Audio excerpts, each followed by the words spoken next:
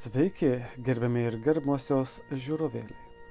Ar bent susimastote, kokiais gerais laikais mes dabar gyvename?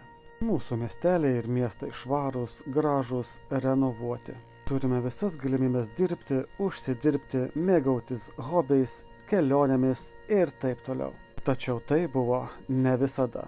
Gimiau ir augau prie sovietų, tai puikiai pamenu tuos juodus gūdžius laikus. Parduotuvėse trūko prekių, kažko geresnio galėjai gauti tik po blatu, o į už Tarybos Sąjungos esančios šalis galėjai išvažiuoti nebent su leidimu. Jeigu į mokyklą ateisi kitokią šukuoseną nei visi, tapsi pašaipos objektu. Per pirmuosius 10 gyvenimo metų bananus mačiau tik per televizorių, nespalvotą televizorių, na o mandarinai ar apelsinai ant stalo pasirodydavo tik per didžiasias šventes. Tiesa, pasitaikydavo ir tokių retų atvejų, kai šitų vaisių į namus pas mus atveždavo į svečius atvykę giminaičiai iš Klaipėdos, nes ten iš jų kažkas dirbdavo prie laivų.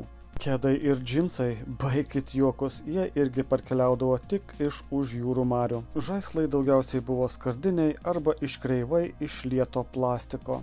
Na, o kalbant apie elektroniką Nupagadi, tai buvo tik tolima svajonė, kuri kainavo pusę mano mamos tuo metu uždirbamo atlygio. Tad šis kompiuteriukas liko tik tolima svajonė, kuri išsipildė atgavus Lietuvai nepriklausomybę kažkas 90-ųjų viduryje.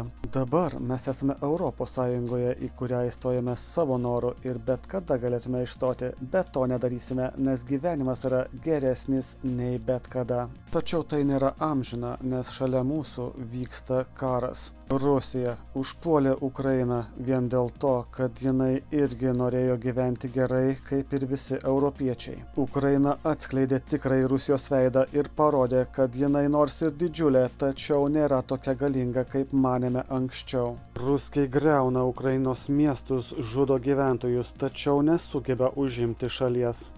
Kokie bebūtų stiprus, narsus bei ištvermingi ukrainiečiai, jiems reikia ir pagalbos. Tad visus, kurie tik turite galimybę, kviečiu prisijungti prie Dronatonas kampanijos. Tikslas yra surinkti bent 1 milijoną ir už juos nupirkti dronų Ukrainai.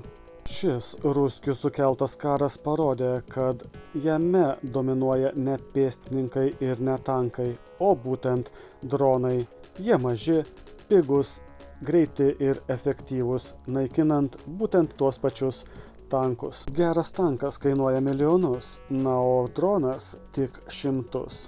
Todėl dronai kamikadzės yra pats efektyviausias ginklas naikinant okupanto techniką bei infrastruktūrą. Kai kurie žmonės sako, hei, aš nepalaikau karą, nepalaikau nei vienos, nei kitos pusės. Žinoma, aš irgi nepalaikau karo, tačiau palaikau tą pusę, kuri yra užpultoji ir kuri ginasi nuo užpuliko, o užpulikas šiuo atveju yra Rusija. Ir ji nori užkariauti ne tik Ukrainą, bet ir visas buvusias sovietinės šalis. Na, o ginančiuosius galite paremti štai šitokiomis piniginėmis sumomis. Na ir žinome, bele kokią savo tai norimą. Aš asmeniškai paremiau 500, na, o jūs galite paremti pagal savo galimybės. Svarbiausia nelikti abejingiams ir palaikyti užpultą šalį. Na, o užpulikus reikia naikinti taip, kaip naikinate parazitus savo namuose. Nes parazitai įsibrauna į jūsų erdvę neprašyti. Jie ėda jūsų maistą, graužia jūsų baldus ir siurbia jūsų kraują. Visos žiurkės, kuisiai tarakonai turi būti sunaikinti. Slava Ukrainai, į smерть русским оккупантам!